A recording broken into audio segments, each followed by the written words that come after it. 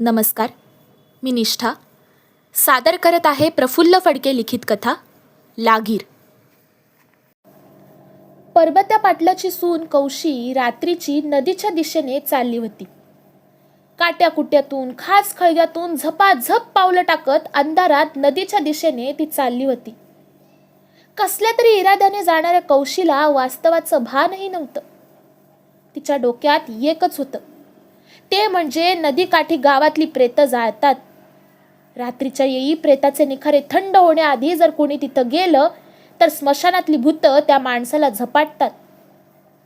आपल्याला एखाद्या भूतानं झपाटावं आणि घरच्या सगळ्या माणसांना चांगलं पिडून वटणीवर आणावं असं परबत्या पाटलाच्या सुनेला वाटत होतं. रोजच्या घरच्या कटकटी, सासूची किरकिर, सासऱ्याची किटकिट, घरची कामं यानं ती जाम पिजली होती. नदीकाठच्या मसणातील भूत रात्रीच्या येळी गेल्यावर झपाटतात असा गावातल्या बायकांचा संवाद तिनं चांगला लक्षात ठेवला होता. कदमाची पुतळा आणि पवाराची गिरिजा दोघीच चाललेली चर्चा तिला चांगली आठवत होती. अगं म्हणे ओरप्यांच्या सुशीला भूतानं झपाटले. सांगते काय म्हणे? अगं काल सकाळी तर म्या पाहिली.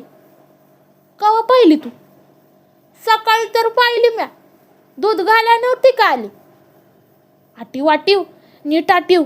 गेल्या 4 दिवसात ती काय बाहेर पडण्याच्या लायकीची राहिली नाही. तुला लागीर झालंय, लागीर. पण नक्की काय झालं म्हणायचं? अगो सरपण गोळा करायला म्हणून बाहेर पडली. ती निसान झाली तरी आली नाही. रात्री उशिरा आली आणि खा खा खायला लागली. कुणाचं काय ऐकना न काय बोलना. अगं म्हणे पाटीभर भाकऱ्या आणि भाताचं भगुलं फस्त केलं. आणि मग डोलं मोठं करून खदा खदा दात इचकून हसायला लागली. कपाळाला मळवट भरला आणि केस मोकळे सोडून घुमायला लागली. कदमाच्या पुतळीनी समदित्यंभूत माहिती गिरिजेला पुरवली. तिच्याकडून आणखी माहिती काढून घेण्यासाठी गिरिजेनं मिश्रीची डबी पुढं केली आणि म्हणली, घे तरी वाईच. डावातळ हात पसरून त्यावर चिमूटभर मिश्री कोंबत पुतळा म्हणाले, मला तर बाई लय भीय वाटत्या. अगं तसं कुणाला विभूत धरत नाही. गिरिजा आपली हुशारी पाजळू लागली. सरपण आणाय गेल्यावर झाडायला गेली असल. पायावर पाणी घातलं नसल, त्यानं झपाटलं असल. म्हणजे पायावर पाणी घेतलं तर भ्या नसतं ना? भूताला बी झपाटाला काय तर निमित्त लागतं ग. आता बघ, माणसाला कुत्रं कवा चावतं? तर तुम्ही त्याच्या मोहरन पळला, तुमचं तंगड सापडलं तरच चावतं ना. तसंच तुमचं काय चुकलं तरच भूत पकडणार. उगा आपल्याला नाही झपाटत ते. गिरिजानं मिश्री थुंकत माहिती पुरवली.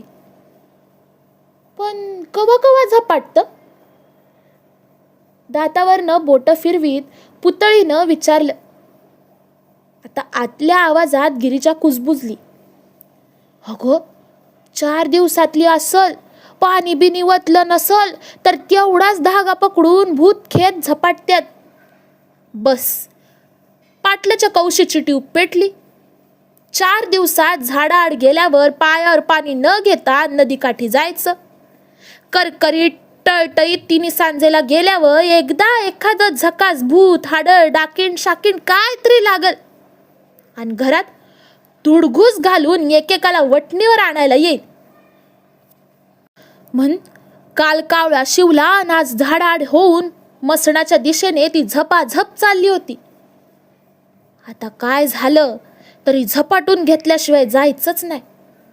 जळतं मडं असलं म्हणजे इतर आत्मे गोळा होतात आणि माणसाला झपाटणं सोपं जातं. पण त्या दिवशी मसनात एक बी मडं जळताना दिसत नव्हं. गावात तशी रोज 1-2 माणसं मरतातच.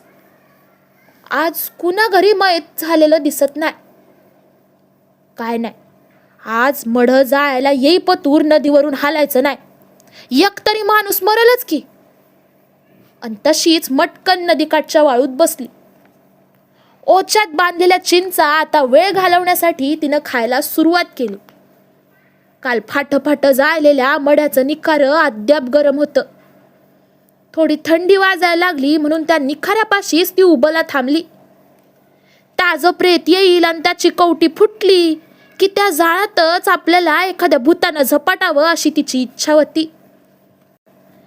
काय केल्या गावाकडून एक बी मड येईना.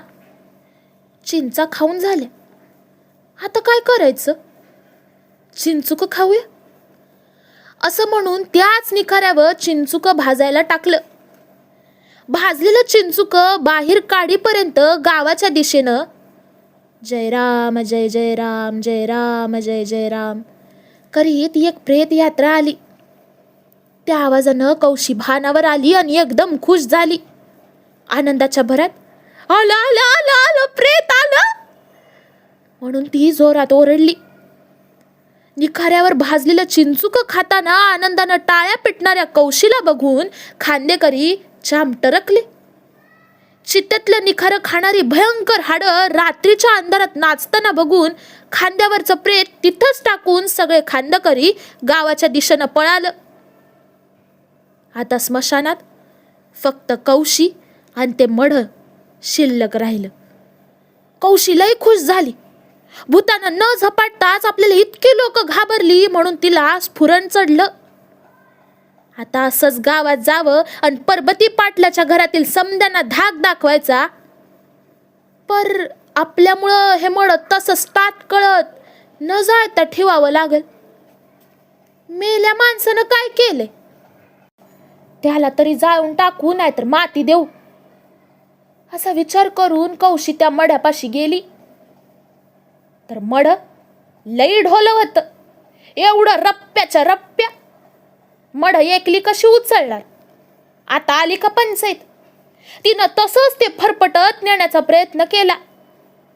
लांबून झाडाआडून बघणारी माणसं आता जाम घाबरली.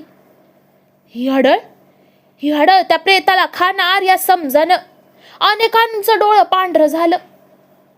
कुणाला दात खीळ बसली. तशाच अवस्थेत पाय लावून समधी पळायला लागली.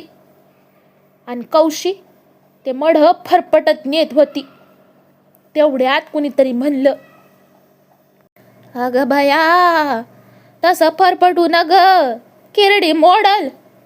माड्याच्या दोऱ्या सोड म्हणजे नुसतं मड बगलत धरून वडाया सोपं जाईल. बरं तसंच करते. पण हे कोण बोललं म्हणून कौशी दचकली. आणि एकदा का धडकी भरली की भूतानं झपाटलंच म्हणून समजायचं. ती घाबऱ्या घुबऱ्या आवाजात म्हणाली, पर हे कोण बोललं? अगं म्या तुझा आजे सासरा आहे. हा घ्या वेताळून बसल्यालो मसनात. तुला बी झपाटून घ्यायची इच्छा होती आणि मला बी माझ्या पोरांना धडा शिकवायची इच्छा होती. पर मड जळताना पडणाऱ्या आगीतूनच मला तुला झपाटायला येणार. आता हे मड लवकर जाळ. मला तुझ्या शरीराची लय वड लागलीये. जाळ लवकर जाळ. हे ऐकल्यावर परबत्या पाटलाची सून कौशी एकदम थंड पडली. मसणात आता 2 मडी जळायला वाट बघत होती. एक कौशीचं आणि दुसरं तिरडीवरलं. पण मसनातल्या भूतांच्या भीतीनं अख्खं गाव हादरलं होतं.